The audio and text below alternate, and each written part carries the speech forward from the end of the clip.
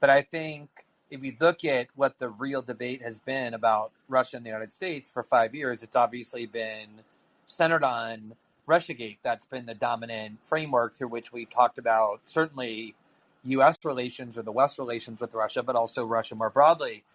And the concern that those of us who were objecting had to Russiagate was not so much the domestic political angle, that it was crippling the Trump presidency, even though it was a manufactured scandal that came out of the intelligence community. And that's pretty disturbing to have the CIA working with the media to sabotage an elected president, which, whatever you think of him, he was elected, he won in 2016 because they didn't like what he did or how he did it or whatever, that kind of domestic interference based on what the Mueller report ultimately concluded there was a conspiracy theory for which there wasn't any evidence. That was never the primary concern of mine.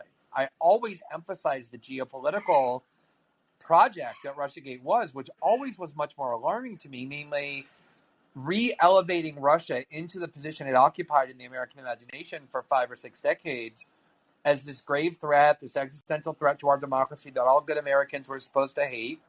And much more alarmingly, basically creating a climate in Washington where it was inherently suspect, if not criminal, for U.S. officials to even have dialogue with Russian diplomats or Russian officials.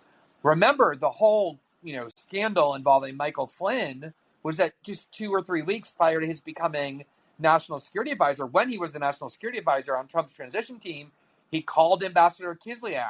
That's what prompted the FBI to go and interrogate him about it. Of course you want the incoming national security advisor talking to Russian officials to create a relationship. That's why there's a transition team. There was a big scandal about whether Jeff Sessions had actually spoken with Russian officials on 2 occasions in passing that he didn't mention or forgot about when asked in a press conference. I mean, they created this climate, and I interviewed, I just remembered this week, a Russian national who had worked on a bunch of campaigns of Putin's liberal opponents as a consultant, and then went in 2016 and worked on the Bernie Sanders campaign.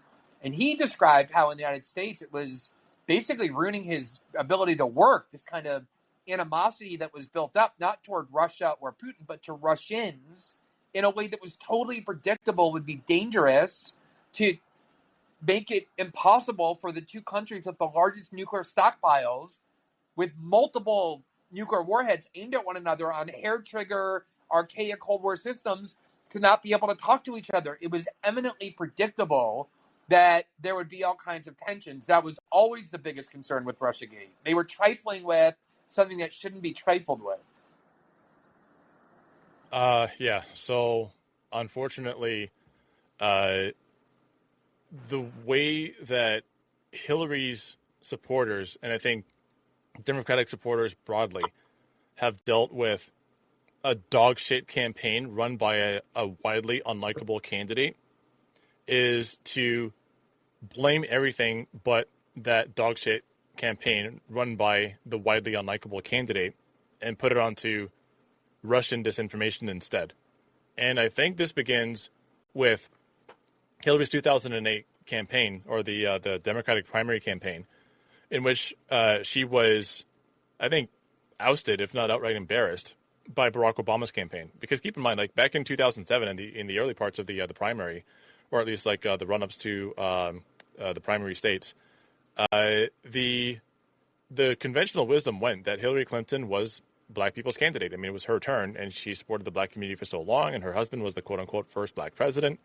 And people were, like, they were angry at Barack Obama for running and, possibly, like, splitting the vote and reducing resources and not marshaling all of the energy and ability behind Hillary. And when he won Iowa, people saw that as a fluke. When Hillary won New Hampshire, everyone saw it as a return to the norm. And then when he won South Carolina, that's when the entire game changed. And that's where you saw, like, the Puma faction of the Democratic Party. Many of these, like, these unhinged, like, hyper, I'm not exactly sure what to call them. They were just a lot of angry white women that were really pissed off at this guy Obama, this elitist who's coming in and trying to tell them, experienced Democratic operatives, how to do things and how to speak to black people and so on and so. And the problem was when he won the presidency, after what I saw from the outside as a very acrimonious campaign, when he won, you can't hold it against him because he's the first black president. So what are you going to do? Piss off black America by continuing to whine about it that he won and, took away your opportunity to see somebody that you wanted to win for many years become president? So I think when Trump wins in 2016, there's like a resurgence of that. Like that same dynamic happened all over again. And I know that's true because a lot of those people are still, like, a lot of Hillary Clinton supporters from 2016 are angry as hell at Bernie Sanders because according to them, Bernie Sanders did nothing to help Hillary Clinton win the general election. His supporters either refused to vote for her or outright sabotaged her campaign. And on top of that, you have the whole narrative of Russian disinformation. And these are targets that it is safe to be mad at.